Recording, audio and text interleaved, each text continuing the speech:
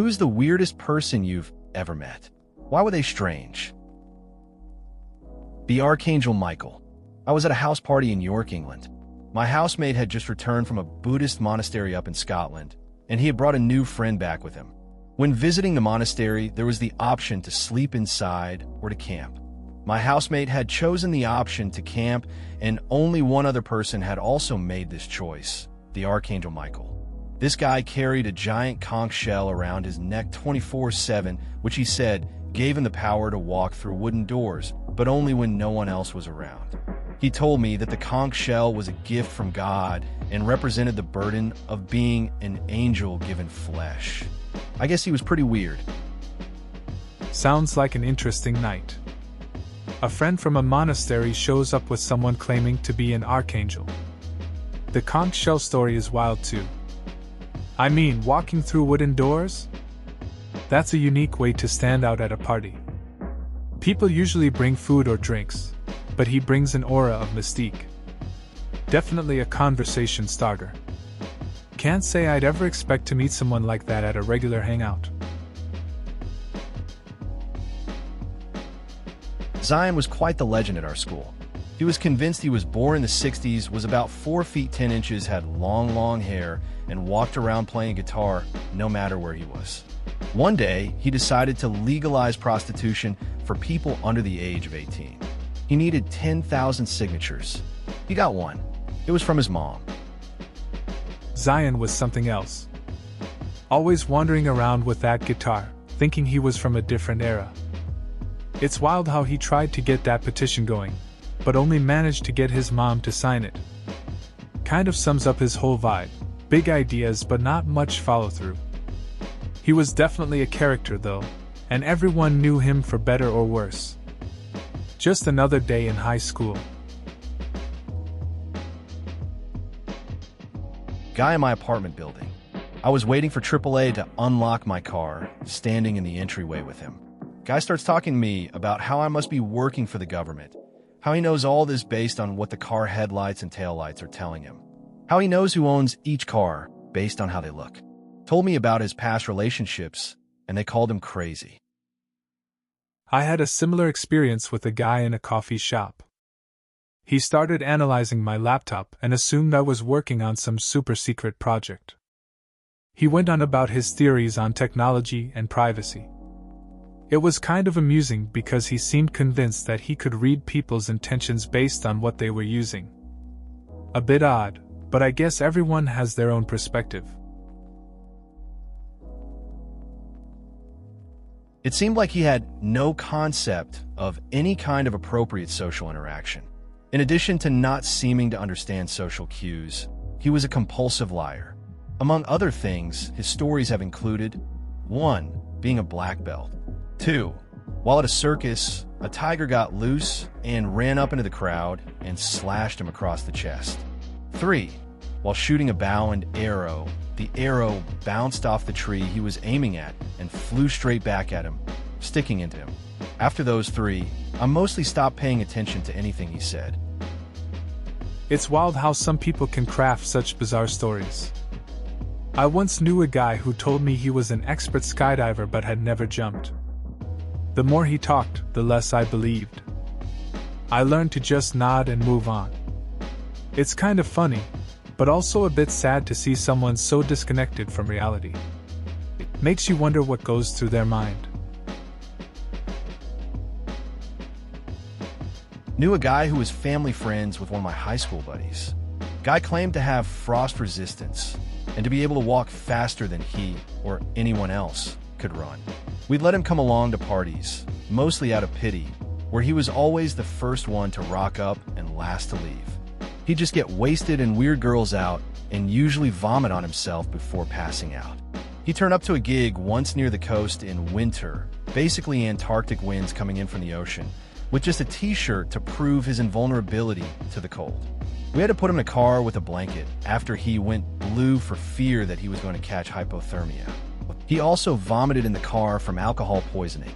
The last straw was when he tried to force his hand on a friend's face when she made the light joke that he must not be the greatest gamer of all time as he didn't have GTA 5 yet. It hadn't been released at this time. Suffice to say, we don't see him anymore.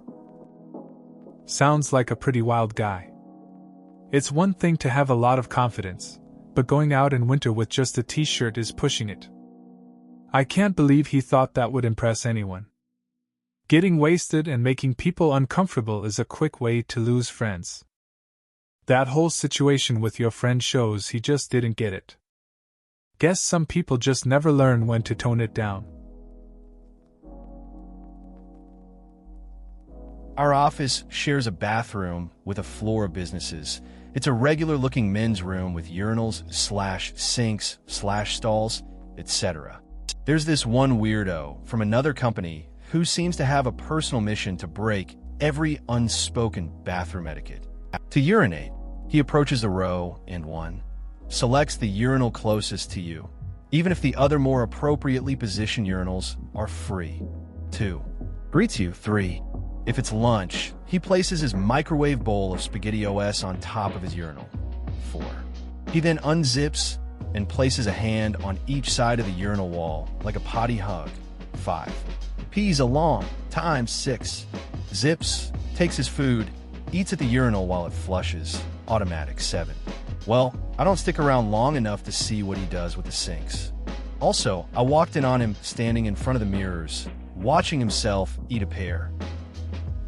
That's pretty wild. It's like he wants to make the bathroom his personal stage. I can't imagine greeting someone while using a urinal, let alone putting food there. It's bizarre how some people have no sense of boundaries. I mean, eating at a urinal takes a type of confidence, or just a complete disregard for normal hygiene. You definitely don't want to hang around to see what happens next. His name is David. He works behind me. He is literally the most socially awkward person I have ever met. He talks to himself. He stays after his shift for an hour every day, just staring at his computer, constantly declaring out loud that he loves his job, always asking people if we think he's annoying and asking us not to report us for harassment after saying something totally normal to us. Drives me up a wall. David sounds interesting, to say the least. It's amusing how some people show their quirks in different ways. His habit of talking to himself is a bit odd, but maybe it's his way of coping. The fact that he worries about being annoying shows he's self-aware. I guess his dedication to his job is commendable, though it can be pretty grating for those around him. Just an unusual guy trying to fit in, I guess. Stranger in a hotel hot tub. Gets in throws phone in pool to show off his waterproof phone. Then goes on to tell life story. He has Asperger's, and he is still a virgin his love of video games and just about everything about his life. Nice enough though. Edit, he traveled around the area and would put bikes together for big box stores. Met a guy in a hotel hot tub once. He jumped in and tossed his phone in the pool to brag about its waterproof case. Then he started sharing his life story. Turned out he had Asperger's and was still a virgin. He talked a lot about video games and his job assembling bikes for stores. Honestly, he was nice enough, just a bit all over the place with his thoughts. Me and my friends knew this guy who we'll call Derek. Derek was different. One day during a break at college, me and my friends were heading to McDonald's for some lunch when we saw Derek, so we decided to chat to him. After we started heading to one of my friend's house, and he followed us. We assumed he was heading elsewhere and was going in the same direction, but he carried on following us until we go to my friend's house. He followed us in, commented on how it smelled weird, and then walked out again like nothing happened. Definitely a strange guy. That's an interesting story. It's always those unique personalities that stick out. Derek seems like someone who does his own thing, even if it's a bit odd. Following you all the way to your friend's house just to comment on the smell shows he doesn't care about fitting in. It's moments like that that make college life memorable, I guess. Just a typical day with the unexpected. There was a kid in my high school who I only ever heard speak twice, and each time he had a different accent. The first time was during a standardized test when they were giving us the detailed instructions on how to fill out the info at the top. When they told us to fill in the day's date, he asked, with a heavy British accent, "This was in Colorado. Do they want us to put the month or the day first?" The second time I heard him speak was when I popped in on my astronomy teacher in between classes. We had just gotten back from spring break, and on our road trip to California, we just so happened to have passed through the very large array, and I wanted to show him the pictures I'd gotten. The British kid was in the room too, and when I told the teacher I'd seen the very large array, he said, this time with a normal American accent, "Don't you love the creative names scientists come up with for things?" I never figured out what this kid's deal was other than that he seemed to like to switch between accents. That's a unique story. Just a regular kid in high school with a thing for accents. It's interesting how he spoke in that British accent during the test but then switched to an American one later. Maybe he enjoyed playing around with it, or it was just instinct. Either way, it makes you wonder what else was going on in his mind. It's a simple reminder of how varied people can be in unexpected ways. I knew a kid who was absolutely brilliant. Finished computer science assignments in no time flat. But he never got any sleep. He was always filling his time with weird new hobbies. The most notable, he would walk blindfolded around campus in the dead of night and click his tongue. He claimed to be teaching himself echolocation. I hope he's reading this now. He also introduced me to Reddit. That's an interesting story. The kid sounds really dedicated and a bit unconventional. Walking around blindfolded isn't something you see every day. Teaching himself echolocation shows he had a unique approach to learning. It's cool that he also got you into Reddit. People can have some pretty unusual hobbies, and sometimes they end up being a way to connect with others. Overall, it's a memorable experience. I met a guy in school, pretty weird, and always made sex jokes, even during the most inappropriate times. So he didn't really have any friends, and I decided to befriend him anyways. He often tried getting me to his house, but I was always way too busy with homework, job, sports. So we talked at lunch mostly. I introduced him to another group of friends, and he fit in okay. Anyways, fast forward to the end of the year. He had a class in which he had to make a folder to represent his year. Little did I know he had a shrine to me in it, just photos of me and info too. I never felt as uneasy in my life when the teacher of his class told me. Honestly, I felt sick. Come to today, we still talk every now and then, but he moved to another school. He has calmed down a lot now. We were like 14/15 at the time. I'm 17 now. That's a wild story. It's interesting how people can be at that age. It sounds like you kind of looked out for him. It must have been really surprising to find out about the shrine. I guess it shows how some people express admiration in strange ways. It's good to hear he's calmed down now. Those early friendships can be pretty strange but memorable for sure. Glad you guys still talk here and there. Lana, oh my gosh, Lana. She was my science partner in middle school, but had more classes with me. Lana was different. She would rub her crotch, then smell her hands, so much that the counselors had to get involved. She would say the weirdest things, then not talk for a week straight afterward. Then there was also Eduardo. Eduardo loved to stick pencils under people's butts as they were sitting down, leading them to be in excruciating pain. After the third time of doing this, he got suspended, only to do it again. There was also Hugo. Hugo, I'm pretty sure, had a binge eating disorder. He would bring mass amounts of food to school only to have eaten it all by third period. Then he would go to the cafeteria and go back for seconds. I can't forget the P.E teacher either, Mr. Kagan. This guy was scary, really scary. Ex-military, always looked like he was going to snap any second, would scream at any kid who slightly messed up. I'm pretty sure he was schizophrenic. You could hear him talking to himself from across the field when we would run laps. I don't miss that school at all. That school sounds like a wild time. Lana definitely left an impression with her unusual behaviors. It's strange how some people just stand out due to their quirks. Eduardo's pencil antics seem like they crossed the line a bit, though. And Hugo's eating habits? That's a full commitment to snacks. Mr. Kagan sounds intense. Having a teacher who's always on edge can really change the vibe. Overall, not the best memories. I knew this kid back in middle school who would walk around dressed in all black. So black trench coat, black gloves, black shirt, black pants, black shoes, in Texas summer weather, mind you.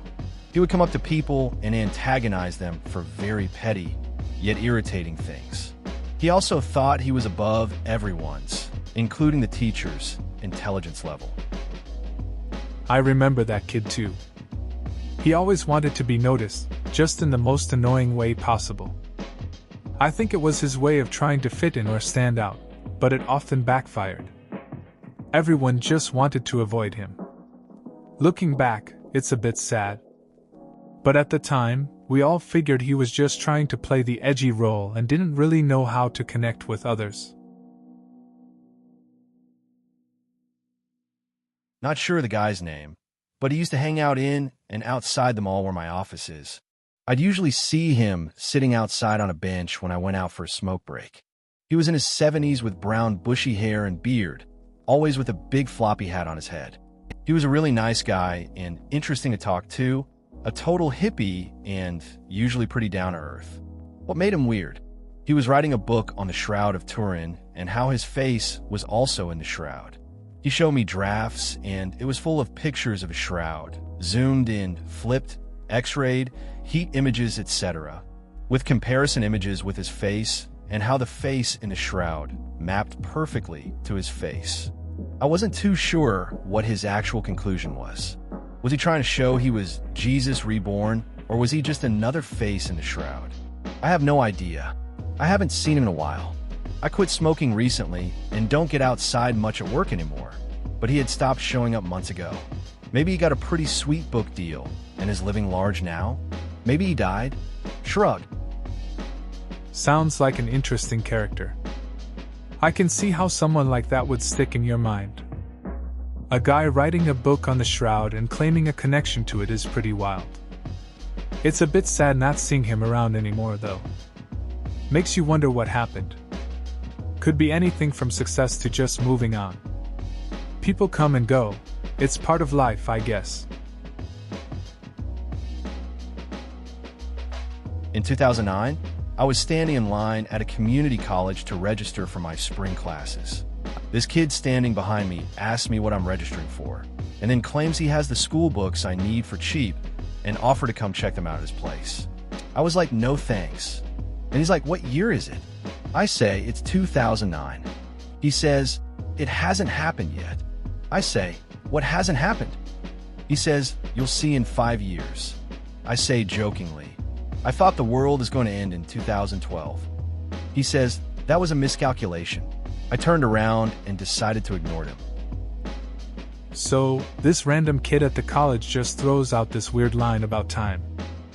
It's funny how people can be so odd. I mean, who would just offer their books to a stranger? And then to talk about the future like it's some big secret.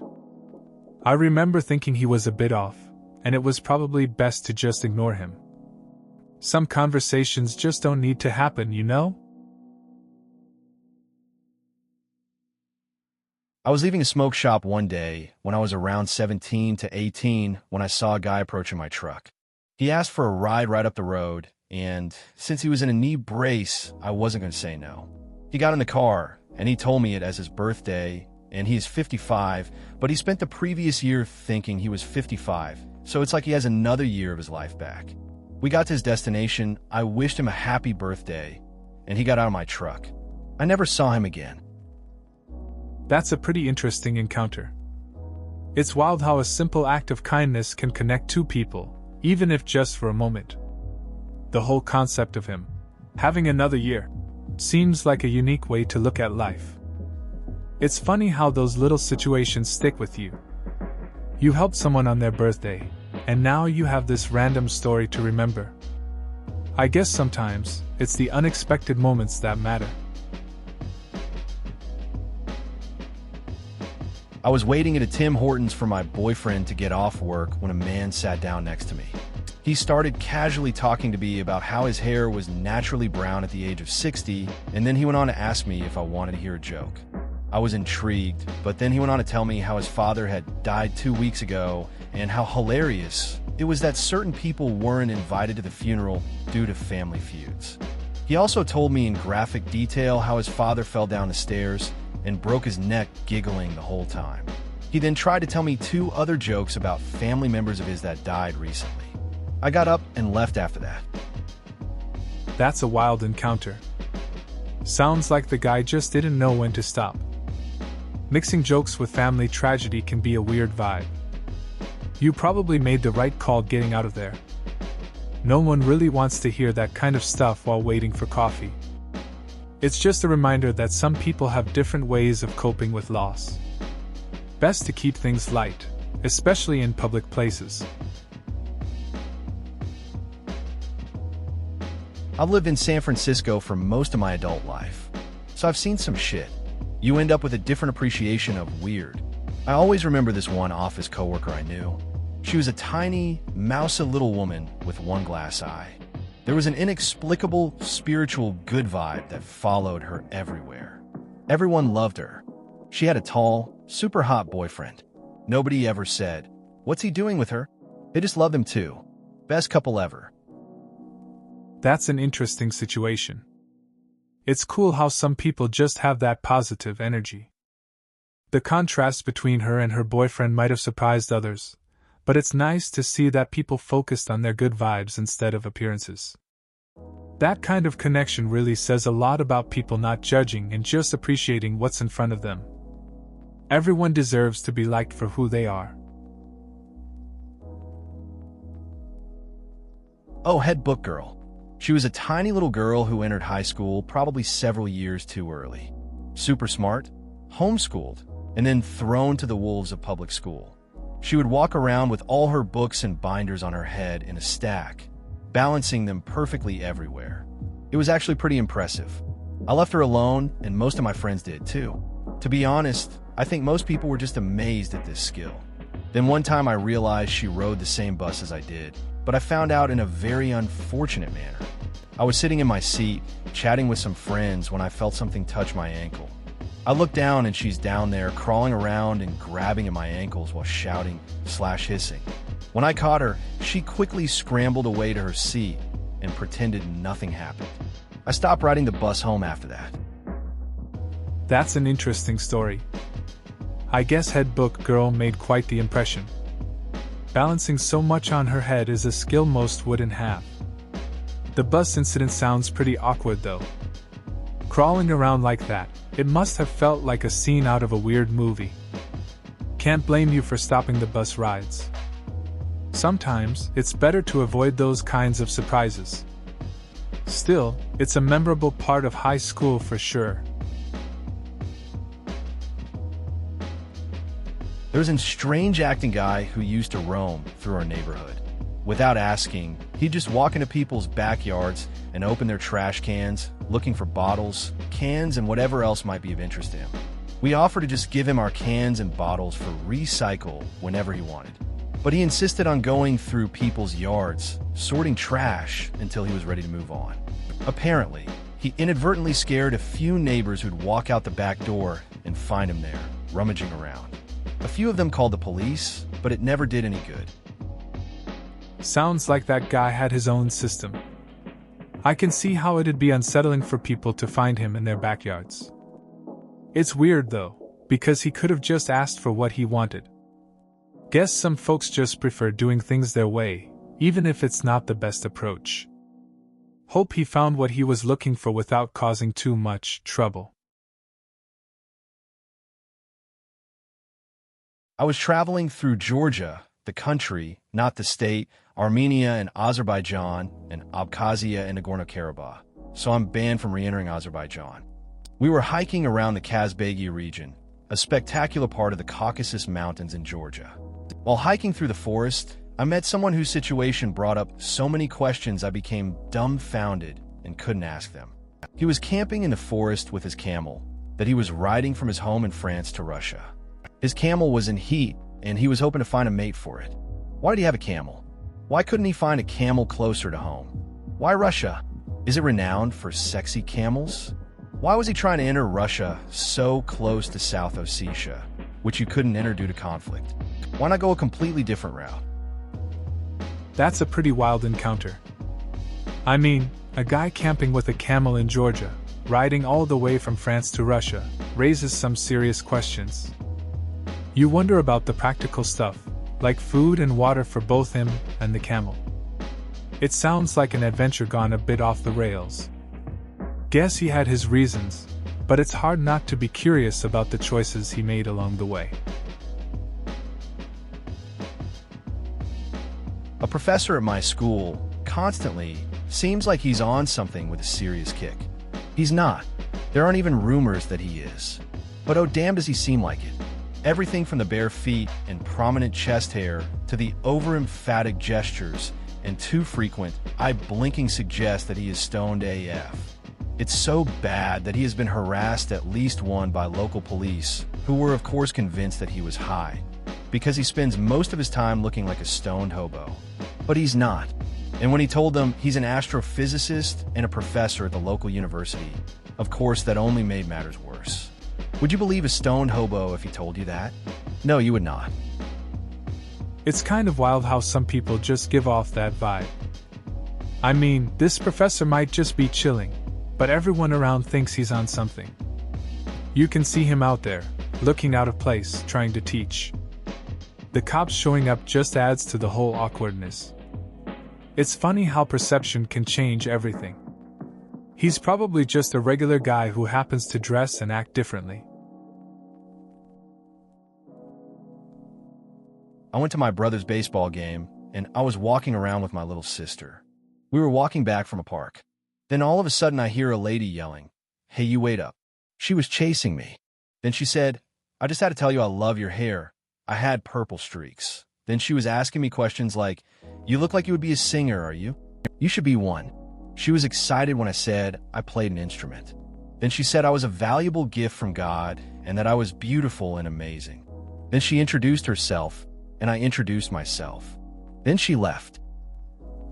That sounds like a pretty interesting encounter. It's always surprising when a stranger comes up and gives you compliments. Your hair must have really caught her attention. It's nice that she took the time to say those things. Moments like that can really boost your confidence, even if they're brief. It's cool to feel appreciated by someone you don't know. It definitely makes the day more memorable. There's a man in my town whose identity is unbeknownst to us, who drives around in a Jeep with a female mannequin dressed up. A female mannequin. She's wearing a different outfit each outing, and he was once spotted at our local theater in the car with her after all the movies had let out, just sitting with his arm around her. I really don't know if he's suffering from a loss of a relationship or something, or if he's just really, really lonely.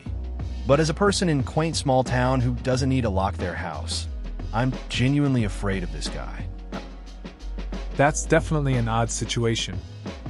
A guy driving around with a mannequin like that can make people feel uneasy. It's hard to tell what's going on in his head, whether it's loneliness or something deeper.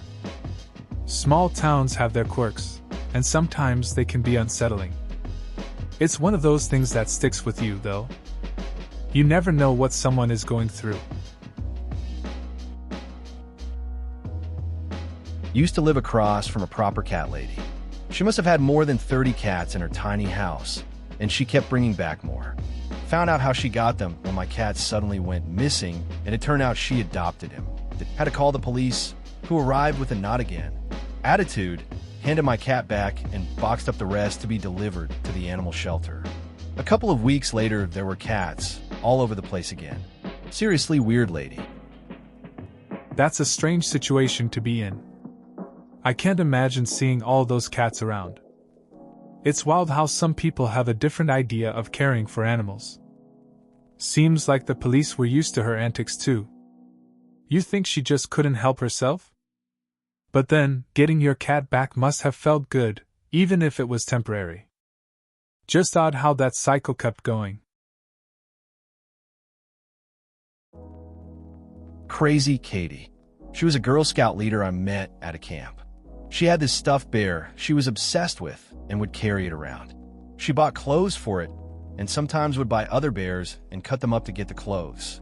She told me she put one of the decapitated bear heads on her walking stick, and then she started laughing like a maniac. When I met her, she was in charge of 15 girls between the ages of 12 and 15 and told me, the night after I met her, that she was off her meds, but it was okay because we're in the woods.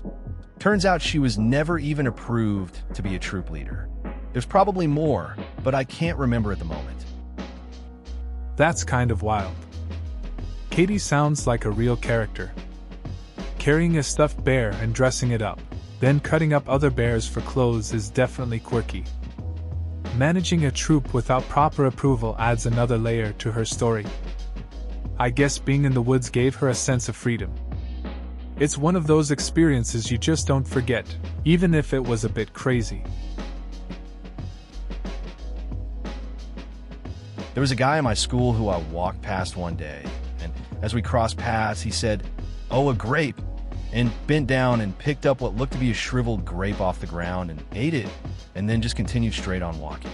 Initially, I thought he had some sort of learning difficulty or mental issue. I went onto his Facebook and looked at his profile, and his display picture was himself fully inside a green bin with the lid mostly closed, so you could just see his eyes. I spoke to someone about him who was friends with him, and they said that he was just a funny guy. He just liked to make people laugh and enjoyed being strange. Later that week in a home EC class, he threw an entire baked cake into a moving ceiling fan. That's when I knew this kid was a legend. That guy sounds like a real character. It's interesting how people can surprise you. At first, I would have thought he was just odd, but then you find out he's just trying to be funny. Throwing a cake into a ceiling fan is pretty wild. It's those kinds of moments that stick with you, the ones where someone just doesn't care what others think and embraces being themselves. Makes school a bit more memorable. In my sophomore year of high school, we sat in group tables in art class. There was this one kid who was pretty smart.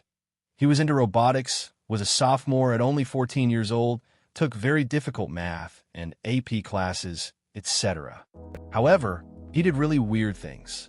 He would come to school in the same exact outfit he had on 2 days in a row, and he would always wear a jacket.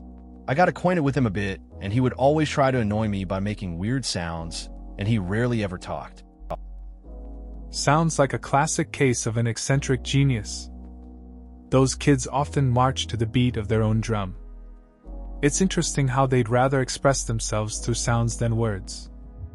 The jacket thing is kind of quirky too. Maybe he just has his signature look. High school was full of characters like that. They might seem odd, but they definitely keep things interesting.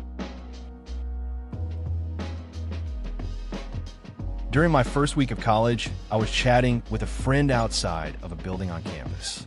A guy snuck up behind my friend, put a hand on her back, and said, "Don't look now, but there's a guy watching you from the large second-story window," and literally ran away.